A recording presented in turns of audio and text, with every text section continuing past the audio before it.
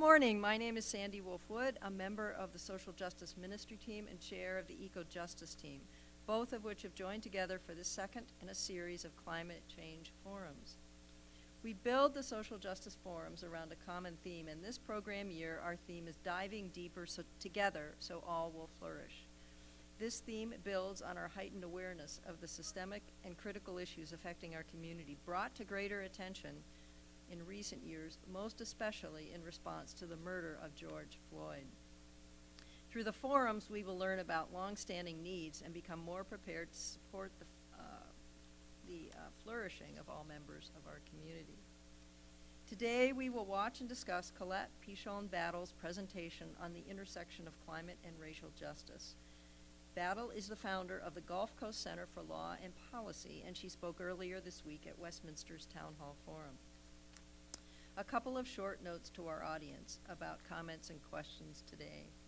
If you're in the Meisel room, please raise your hand and we will bring you a microphone so that we can capture your question for the live stream audience. Today we really will be taking more comments for discussion, and that includes those of you at the live stream audience.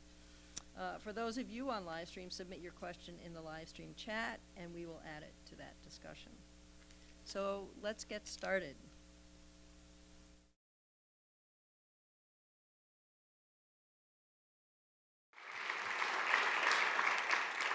Thank y'all, and bonjour. I know I got a few French speakers in the audience, so I say hello. I am so honored to be here. I want to just offer my greetings. I normally come from the traditional lands of the Choctaw Territory in southeast Louisiana, and so I bring my greetings from that place. That's where I do my work.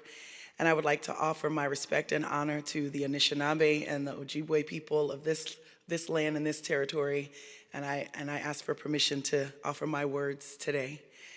I also want to say thank you to the Westminster family, Tane, Karen, Pastor Tim.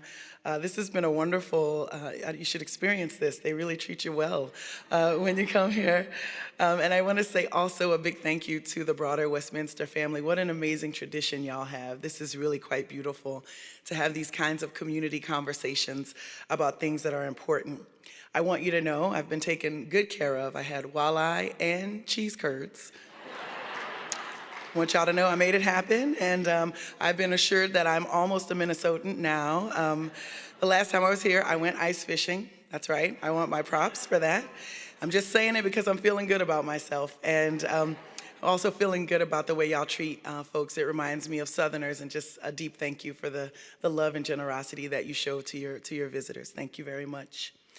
I also want to say just a broader hello and greetings to folks I got to meet yesterday, folks working on energy democracy, on immigrant rights, on racial justice. There's good work being done here in Minnesota, and those of us fighting for justice commend the leaders here and want to offer our honor and respect. And if you are not yet engaged in supporting the Line 3 and any of the other protests against oil and gas and extraction, I urge you to join your fellows who are out here fighting for all of our behalf. And finally, I want to say peace to George Floyd. And I want to say that we know what it is to be a place known for a moment in time down in South Louisiana. It is not an easy reality to hold, but it is now your duty. I'm coming to you from South Louisiana, and what I know about Hurricane Katrina is that while it is a painful wound, it is also something that I must speak about. It is something that I must share. And after a little bit of time, that wound, while it does leave a scar, it actually becomes truth and it becomes fact. And it's our duty to make sure that the world and history remembers truth and fact. And the truth of George Floyd and whatever y'all have gone through here is that the nation has been awakened, the world is ready to engage, and there has been a sacrifice here on the lands of Minnesota, and I say thank you and peace to the George Floyd family and those of you who have been working for racial justice before and since then. Ashe. This role of telling our story is now an honor, but it used to be a little bit of an aggravation for me. I used to get very angry talking to people about what we've lost and how we've been harmed, waiting for them to react to the urgency that was at hand. But now I think it's an honor. It's an honor for me because, especially in a beautiful place like this, what a beautiful, beautiful church. In a place like this, it's important for us to talk about sacrifice and to talk about ritual. And what I think we have both experienced, both those of us in the Gulf South and those of you here in Minnesota and in many, many other communities, is we've experienced sacrifice. We've experienced stories of people dying. We've experienced stories of struggle. We are witness to a moment in time that we can't look away from. And in the grand scheme of things, and if you believe in a higher power or a broader universe, you could, if you chose, think about this as sacrifice to a broader movement and to broader work. I pray every day that the almost 2,000 lives that were lost in Katrina were not lost in vain. I pray every day that people will understand that this climate crisis is not something of the future, but it is something that is here. We have been working on this for a while, and it's time for us all to engage. And I also understand that sacrifice is precious. It is often painful, but it is always precious. And what we have sacrificed in the Gulf South, so much of our land, so many of our people, so much of what we want to be in the future, we've had to really give that to a broader purpose and to a broader conversation. The sacrifice of Jesus is a story that roots my perspective of this moment. Even if all of you don't hold that tradition, my religious tradition tells me that there's a moment when religious institutions, government, and even the crowds of people have a role to play. And we are in that moment now around the climate crisis. Religious institutions, government, and people are what we need in order to address this crisis. It's not going to be won by a simple piece of policy. It's not going to be won by protests in the streets alone. It's only going to be won when regular people like you and me stand up and start fighting, not just for the trees and the birds and the soil of this planet, but the people who exist in that broader ecosystem. And this is not an easy thing to do. It's not easy because it's going to require us to examine and acknowledge some of the things that are a little bit lacking in ourselves. How engaged are we in our political system? Are we just yelling at the people who are making bad decisions for us, or are we actually ensuring that they are fighting for our planet and our people? And how involved are we in our religious institutions? Are we just listening silently like sheep, or are some of us stepping up to be shepherds to lead us to a better way and a better promised land? These are not easy things, because the biggest thing we suffer from, especially in this country, is comfort and privilege. We live in such comfort and such privilege that we do not have to turn our eyes to see what is happening to the rest of the world. We do not have to think about all of the communities that are suffering so we can be comfortable. We often just neglect to ask what our military is doing and where, what our government is assigning and why. We're not even engaged because we would just rather not. But the ability to just turn your head and say, you know, you'd rather not, that's privilege. And that's what we have to challenge ourselves on. So I want to talk to you a little bit about truth, about challenge, about power, and about love. So let's start with truth, because the truth is easy, right? Thank you. Oh my goodness, I have to tell you, it's easier to tell a lie than it is to tell the truth. But we have to resist that, because this moment that we're in on this planet requires all of us to have the courage to tell the truth. The truth is, our planet is in trouble. If you in your comfortable lives are just hearing about where we are in the climate clock, you must understand that it is worse than you can imagine. Because what you are hearing is the information based on what you can do for yourself. We have the privilege, many of us, to get out of the way. We have the privilege, many of us, to rebuild and recover. But the rest of the world is not in this place. And the truth is, our planet is in trouble. The very lungs of our planet in the Amazon are being taken down so that we can have more furniture, and we can have more fuel, and we can stay comfortable. The very waters that we depend on to drink are being poisoned so we can have more gas, so we can have more fuel, so we can be comfortable. Our planet is in trouble, and we have a role to play. The truth is that there's just a few industries that are responsible for the current climate crisis. And we can debate this another time, but let me just tell you, some of the speakers that have appeared before me have researched this up and down. Oil and gas, coal, these extractive industries that release megatons of greenhouse gases into the air just so that they can produce their product, sell it to you at market price, and then make their billions of dollars. This is what is accelerating the climate crisis. These industries must be confronted.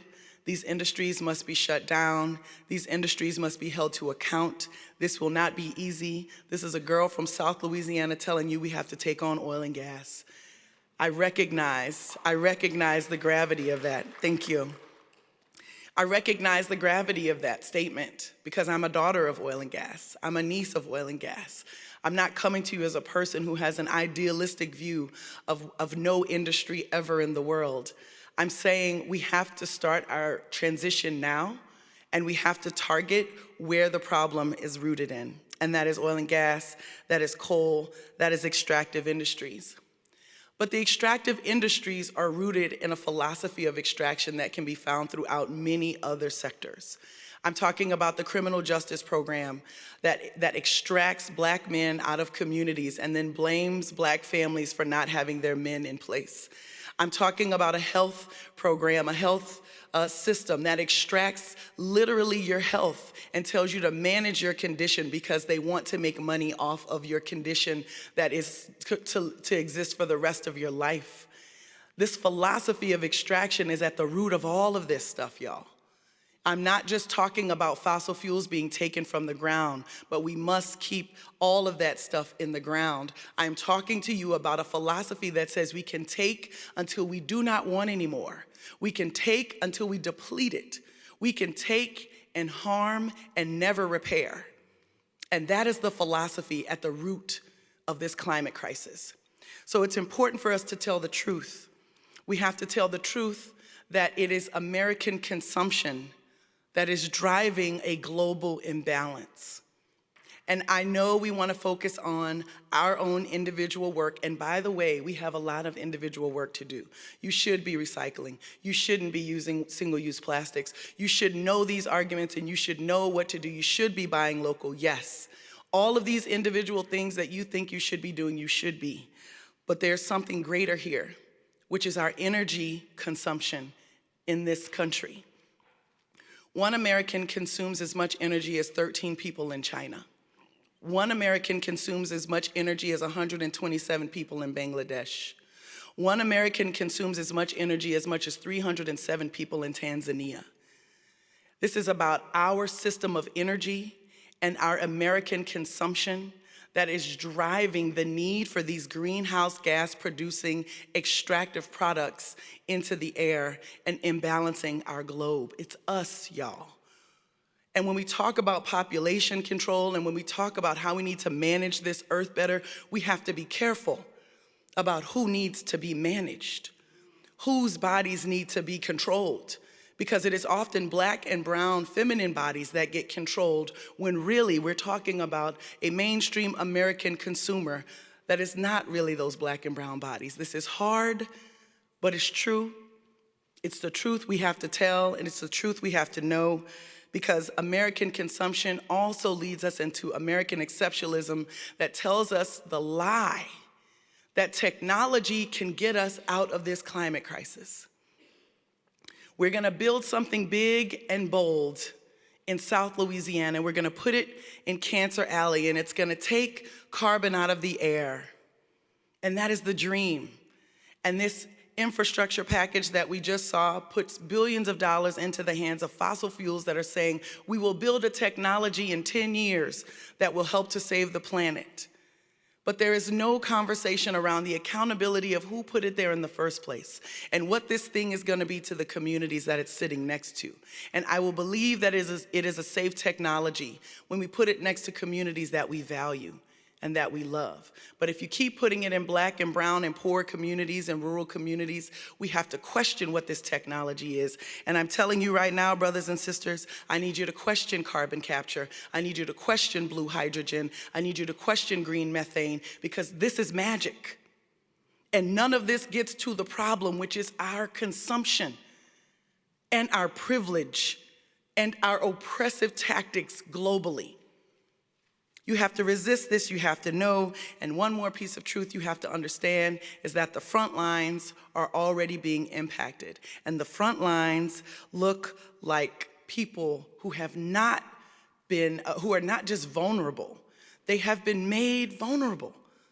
They have been targeted, they have been taken from, they have been divested from, and these are the front lines of the climate crisis. These are often people who have contributed the least to the problem, that are experiencing right now the worst impacts.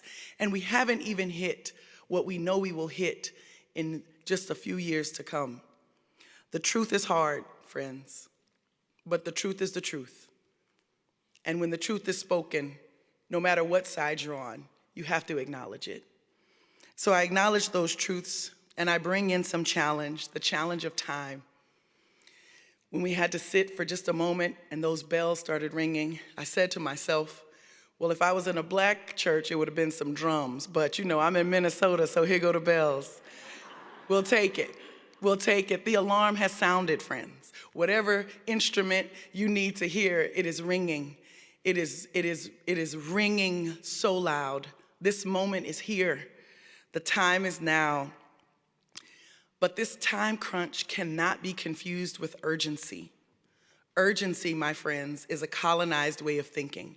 And urgency is often what is used to skip over the processes that we need to go through to heal and to bring our community back together. This is the ultimate question. Colette, what do? We have so little time. I know we should start with this, but we gotta jump to that.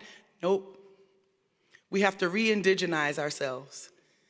And you have to go back to a moment where there is no space and there is no time, and you have to take the minute that it takes to connect with the people around you, or else we will not win. We do not win with a solid academic paper. We do not win with new technology. We win when we reconnect as people and as humans and as community, and we see each other for what we are, which is valuable, each of us, not one more than the other, but each of us. The challenge is going to be having faith in people again. Look at us as a nation.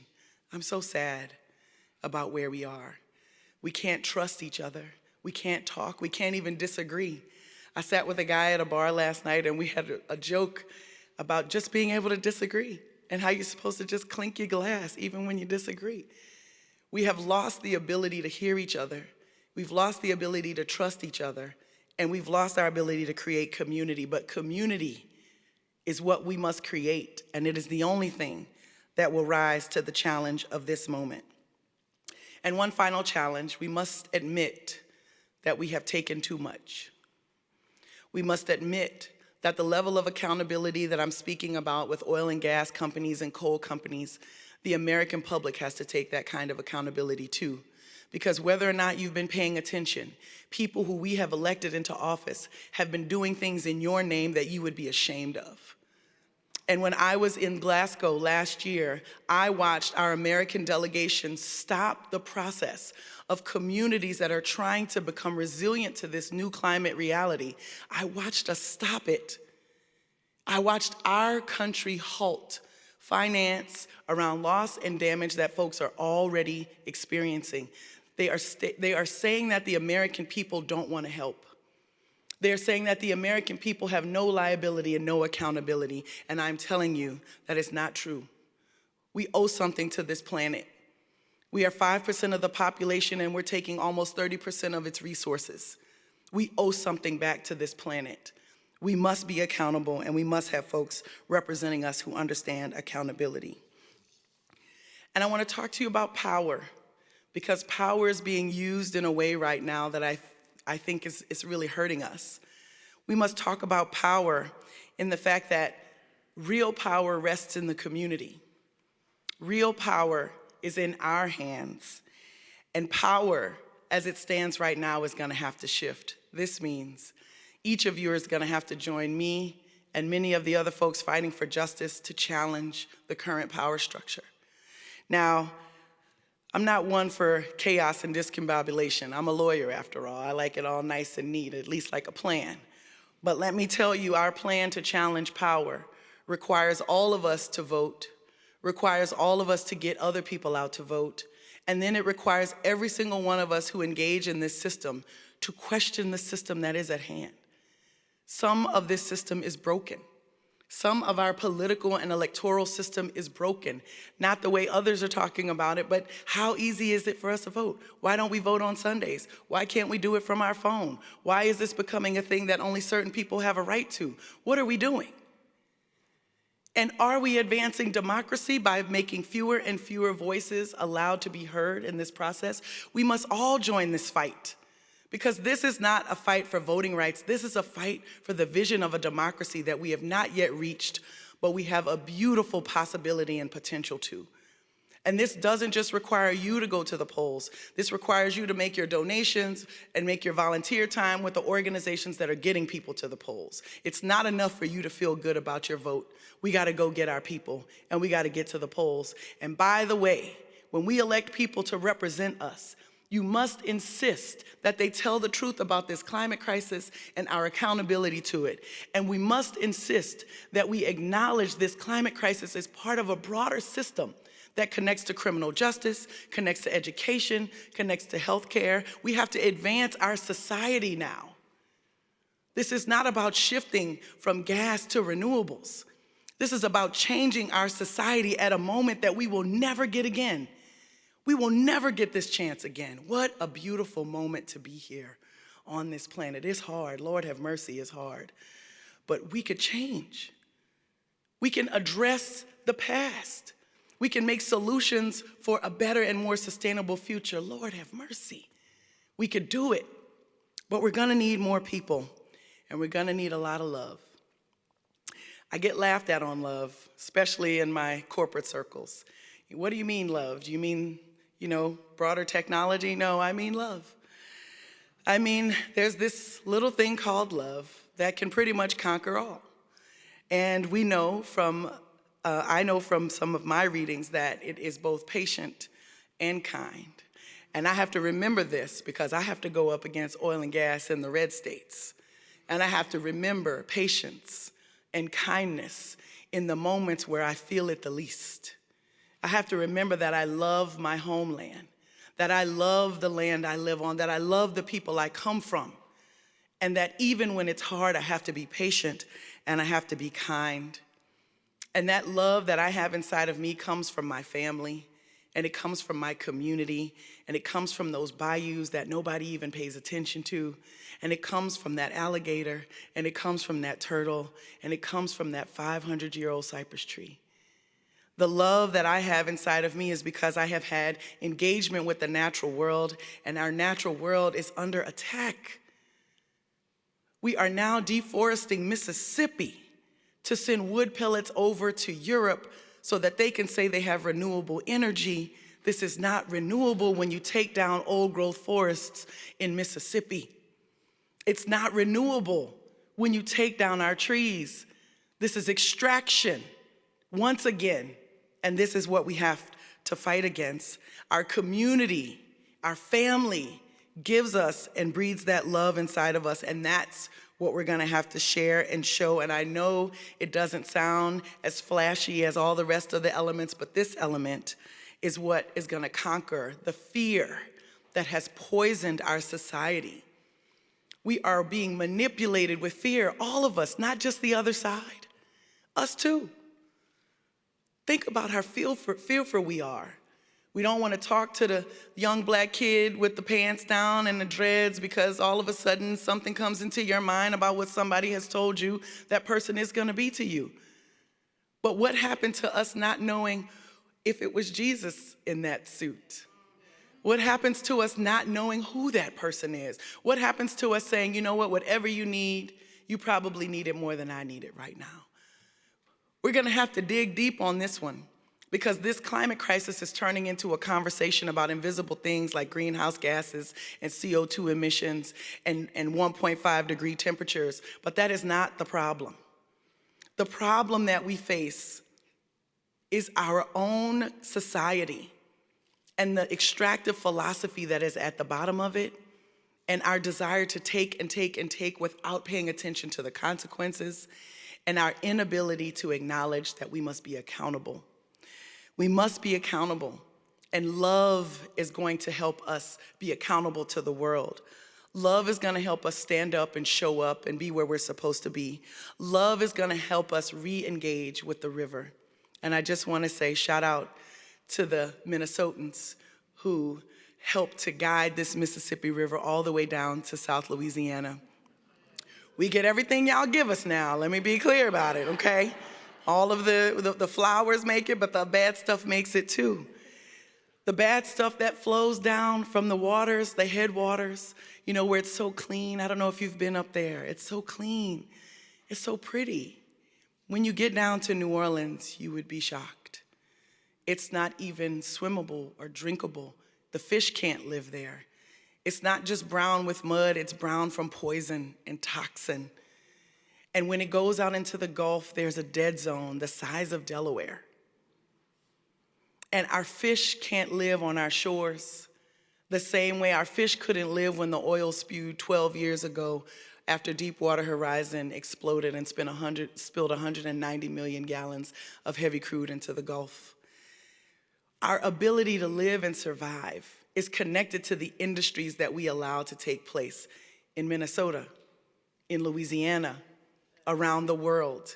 We have the moment, we have the opportunity to change our society away from these things that extract and harm.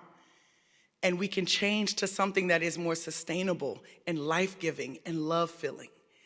Now, this is oftentimes confused with softness or being, not out in front. But I tell you, love is strong and beautiful. And when you think of love, you should think of Black Southern women who have the courage to stand in front of audiences and conversations that aren't always very comfortable, but we know that we must tell the truth. And love is strong and beautiful like climate justice leaders. And I say shout out again to the indigenous folks who are protecting our water here in Minnesota. And love is strong and, right, that's right, let's give them some love.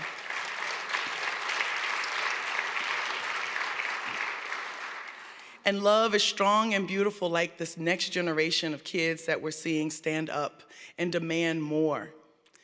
Love is strong and beautiful. And when we stand together, that's what we are, strong and beautiful. Now we've got some big opposition, no doubt about it. But good news, the party after we win is in South Louisiana. And we know how to throw a good party. So I say thank you for what you are going to do, because what we've done so far is not enough. So thank you for what you're going to commit to. Thank you for who you're going to stand with. Thank you for where you're going to give your time and your resources. It's time for us to move past fear. You've got to move right past it. Keep stepping. There's land right in front of you. Keep stepping. We've got to move past fear. We've got to save this planet. We save this planet by saving her people. We save her people by moving from extraction to sustainability through love. And we can do it. Thanks, everyone.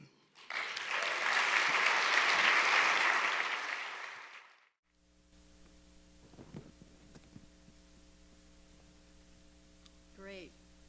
How many of you heard that for the second time? I did too, and I noticed, and you'll have to tell me what you think, but I was taking notes and I heard a whole different presentation because I was just paying such close attention this time. I'm, what? That we were closer, right, you could see, exactly. So what we thought we'd do is open this up for just a conversation, and the folks from online are going to join us. They will be feeding in comments or questions, and I will read those. But I wanted to just bring up some things I took notes on, and we can maybe pivot off some of those thoughts initially. First of all, I wanted you to remember that it was 2 years ago, I believe, in maybe February or March, where we hosted Sharon Day, one of the water protectors she referenced here, Indigenous water protectors, in the Great Hall during Lent. We did a focus on eco-justice during Lent, and she joined us, or actually she was meant to join us, but her organization joined us through some of her folks, and then she came later to another forum. But I believe that Colette was here and took part in some of the water walking efforts to call attention to clean water in Minnesota and making that connection between Minnesota and Louisiana, which he talks about a lot. A question that I wanted to throw out to everybody, oh, the other thing I wanted to point out, she talked about being in Glasgow at COP26 last fall. And I wanted to call attention to her comment about the U.S. halting the ability to organize around the notion of loss and damages, which we heard about last week from the group from the Humphrey, doing a grand challenge on how do we make change, and the notion of creating a fund, a worldwide fund through the UN to compensate countries around the world who are having damage to their homeland, islands, all sorts of people are on the front lines, to compensate them for their loss from first world countries who have really created most of the carbon that's creating the problem. So those were two things I wanted to point out. But going back to her talk, this was a really different talk from any of the other town hall forums, if any of you have been paying attention. The focus on this was not just the planet, but people and the inequities that many people around the world suffer due to how this has all been set up. And one of the comments she made was urgency as a colonized way of thinking. And I wanted to open this up, have you think about that, and then ask you what you think she was saying about that. And I'm going to grab a mic and run that around. Give it some time to think. And let me know if there are any comments online. Okay. I'm sorry?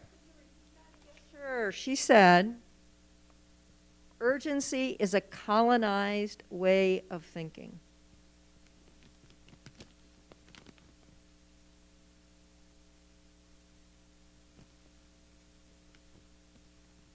Michelle. I took notes too because I wanted to try. Okay. Well, I took notes too, and I wanted to make sure that we tried to have a lively discussion on this because it's so appropriate. I lived in Atlanta during the Katrina disaster, and so much of it was related to not just the severity of this storm, but the people and race that were affected, and it was so sad. I think when we look at what you're asking, it's like we try to compartmentalize things and think we're attacking the problem, and we're not looking really at the many pieces that are impacting it or creating it or who's impacted by it. And if we just have one thing like technology will save us, yeah, and everybody gets on that bandwagon, and technology is expensive. So who gets it? Not the people that are impacted by it most. And that's my comment.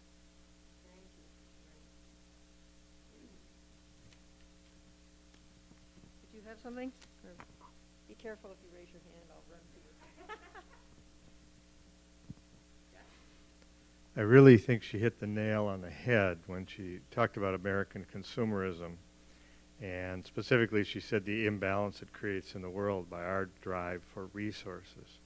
And I think we have to look to ourselves for that, of course. I turned against her initially when she was making oil and gas the evil for that same reason. It's us that drives that production. You know, it's interesting in these times that there are two ways to get to the solution, maybe. One is the ethic of simplicity, maybe that Thoreau wrote about or something. But it's hard to, infect the world with that in short term. So the other path is to raise the price of things. So my final point is an interesting one right in this week and in this month, in that the way to reduce consumption of fuels is for the price to rise. And the price is rising, and there's a little bit of panic in both parties, and the Biden administration has reacted in one part by releasing reserves so that we don't panic our society with high prices. But that is really one of the key answers. If resources become more expensive and we come to appreciate what they really are worth.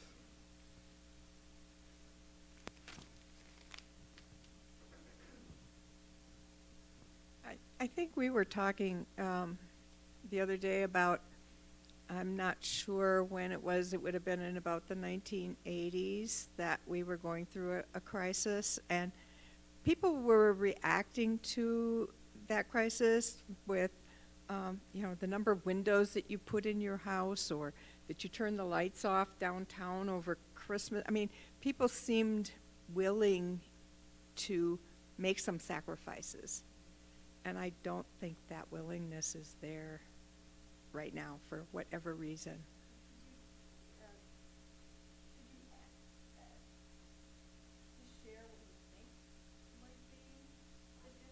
Why? Because we're so used to having everything we want.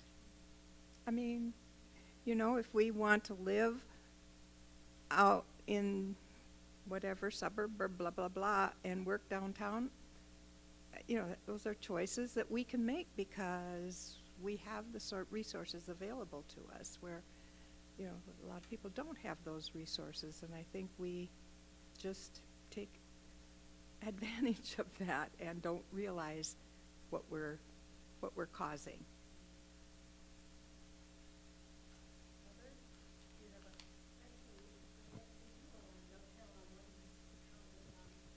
I think it's not just a question of whether or not we have the choice because we want to live in a certain place, but many times people who have less have to live where there's cheaper housing. And then we don't support transportation or other efforts to be more green to get people where they need to go. There's a lot of things we can do differently, and people can live where they would like to live or where they have to live, but we don't support it in a way that's forward thinking at all.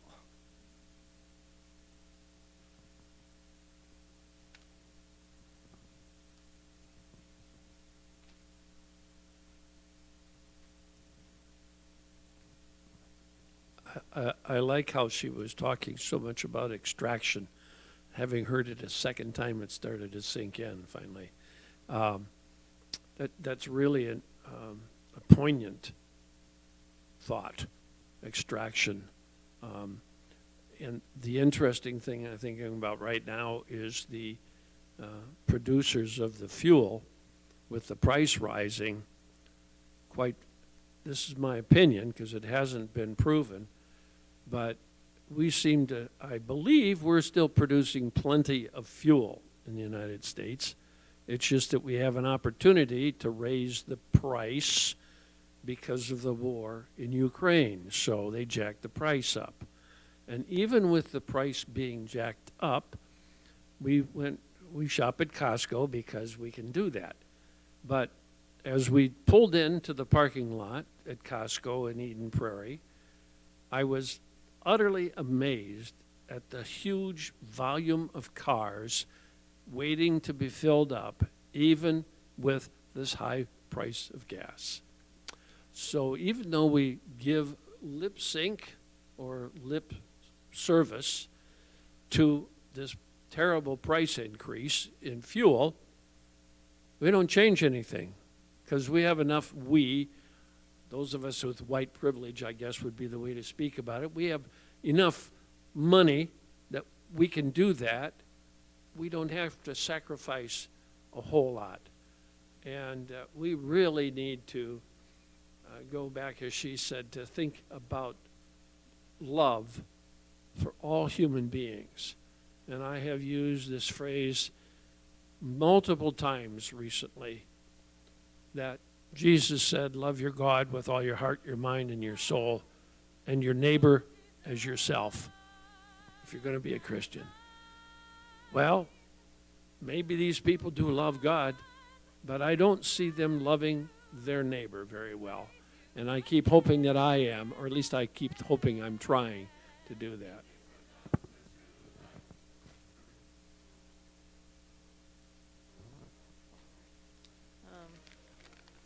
I think this is all really interesting, going back to Jeff's comment, and then you're talking about raised prices, and I filled my tank up yesterday, and it was $3.89 or something. I thought, we should have been a long time ago paying $6 or $7, and we should have ratcheted that up over time so it became normal, which it is in Europe.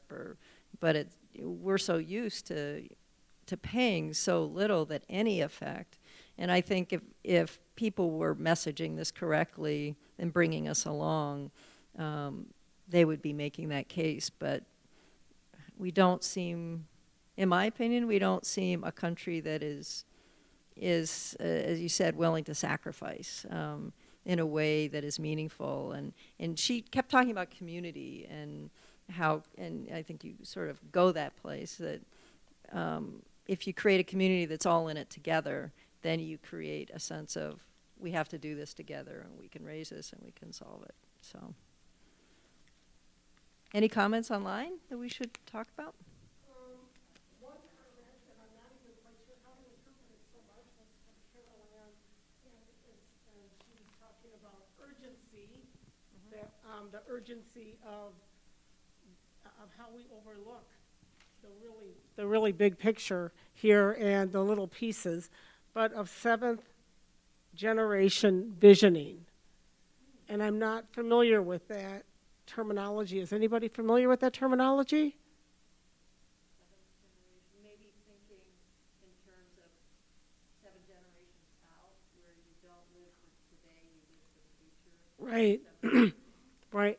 That's possible. I asked her to clarify a little bit more so we could maybe have a discussion on that, because I think that's really important, that you just can't live in the now. But also, I think, I love the way her whole talk kind of built on, and then she reflected back on other things, and how we have this sense of urgency, but we need to look at the pieces, not just the big picture.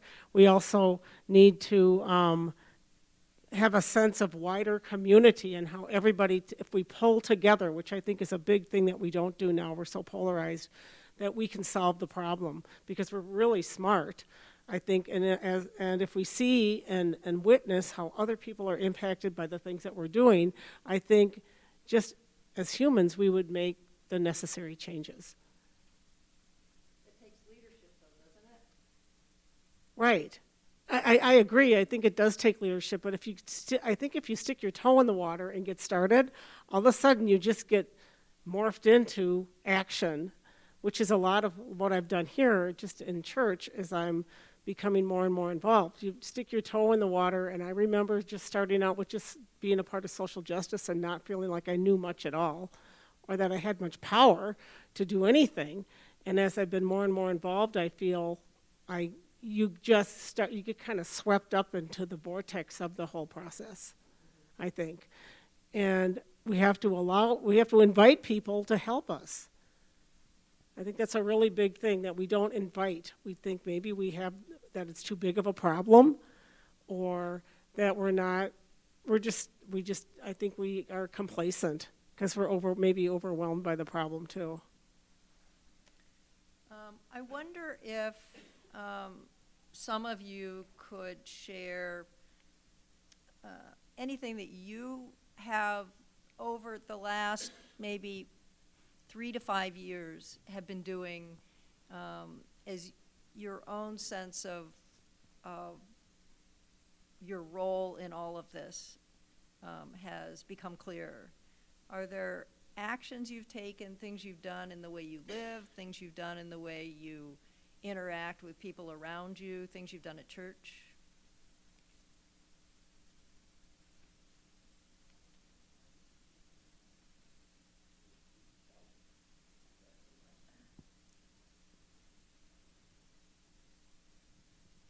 Well, we got involved in this a long time ago. So we have geothermal at our house, heating and air conditioning, which means we have 3 wells in the backyard. And we learned about that through the state fair, and we're able to get into state and federal rebates that allowed us to do it at half price, which then was about the price of normally replacing your furnace and air conditioner. So it is an expensive proposition to Was do. that at the Eco building at the state fair that you learned about that? Probably, yes, Oh, okay. yeah, through Center Point or somebody Right, maybe. okay. And there's not a lot of people who do, not a lot of companies that do geothermal, you know, in the Twin Cities, really. Tell us how that has worked for you, and any challenges along the way? Well, the problem is, you do it because the price of gas was high and electricity was lower. It's the opposite now. Yeah. So it really hasn't saved us money, I don't think. And it's an unknown, kind of, because you don't know how it would have been, you know, normally type thing. So, just a minute, I'm talking. And so anyway, the air conditioning works really well. It is a much colder air than our air conditioner was. We don't have an air conditioner. We don't have an air conditioner. Done by the We have a heat pump in the laundry room that runs the system with the furnace. In Minnesota, you have to have a furnace because you do have to have gas. The gas does kick on sometimes for the furnace when it's really cold. And you That's- still have to have something to blow your heat around. So that's really interesting, because I've always heard, we lived in D.C. for a while, and our little townhouse had a heat pump.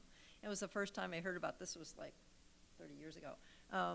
But I always thought that in Minnesota that would be not as effective. But I'm hearing more and more that heat pumps can manage most of your needs until it gets really cold. So when would you say your heat pump kicks, or your gas kicks on? When you say really cold, what? well, I don't know, 20 degrees, maybe something, just a minute. And basically, for people who don't know this, but in most retail places or in restaurants, they all have heat pumps up in the ceiling. That's what they're running on. They can have instantly hot, they can have instantly cold, you know, depending upon what they need in their restaurant or something. So there's a lot of heat pumps that are around, so that philosophy is there. And we also are on our second hybrid car. Not that I think we get that much gas mileage, but we're trying. the great thing about the heat pump is that we have almost virtually free hot water because it's the hot water that provides the heat, and that's what the heat pump is doing. It's pumping the warmth from the soil up and then extracting it. And then that extra hot water goes into our extra water heater that just stores that. So as long as the heat pump is on, which is about 3/4 of the year, we have free hot water. So there is a savings there. There is no air conditioner in our house. That was removed. That's what the heat pump does. And it's extremely efficient. The main reason that we have gas is that it's required by the state, not because the heat pump wouldn't heat us. I do believe that the heat pump would still give us what we would need to survive. So it's 'Cause- required because they feel you need a backup that you would not have, you wouldn't. That's Okay. correct. Yeah, yeah. So we've not ever had the experience where we didn't have it. It's just that it kicks in and the state, the gas company automatically shuts off our heat pump in essence and gives us gas. So that's how we get it when it's really cold. But So it might be nice to host a forum and bringing in folks like you in the congregation, and there Sure. are others Yeah. that have tried some new technologies to yep. share that, because I think most people think, oh, I can't do that, or it's too new, or I don't know anybody that's done this. And I think it's really helpful to hear your experience with it. yeah, to say it's you've been fine. terrific. And then to answer my wife's question is that yes, our automobile, being a hybrid, does give us a higher level of efficiency. And we do save because, unfortunately, of course, it's a bigger car. So we don't have this huge volume, but we average somewhere around, it's a hybrid Highlander from Toyota, and we average somewhere around 25, 26 miles per gallon. There's an awful lot of cars out there that don't come anywhere near close to that because of their size. So that's interesting. Now, one of the things that I see that's interesting that I'm really looking at is the new electric vehicles. Because I see almost all the manufacturers are advertising that now, which I think is good. I'm not quite sure if it's another form of extraction. So it's So- interesting, and I wanted to open this up for discussion. We have maybe 2.5 more minutes, but I wanted to talk to you a little bit about what Colette said at a little gathering the night before she spoke at the forum. She mentioned, she was just throwing this out, but she said, think about our society where so much money has gone into the development of a Tesla, which is good. It's really pushed the technology along. But think of how much more impact we might have if the same amount of money went into greening our public transportation and getting to people that. So I wanted to throw out a concept that we've been playing with on eco-justice, is this notion of getting these cleaner energy to people that don't have the opportunity to take advantage of it. And Jeff is on eco-justice, but we've been talking about, we've got our green roof, we've got our solar garden, but is there a way we can, and we've looked into this, and it's possible on our green roof to put solar panels and then use the energy from those solar panels to extend energy to some of our community partners. So it's a concept we're thinking about, but how do we as a church not just take care of ourselves, but how do we take care, as you were saying, about our neighbors? So anyway, I just wanted to throw that out. It's percolating right now, but are we close to time?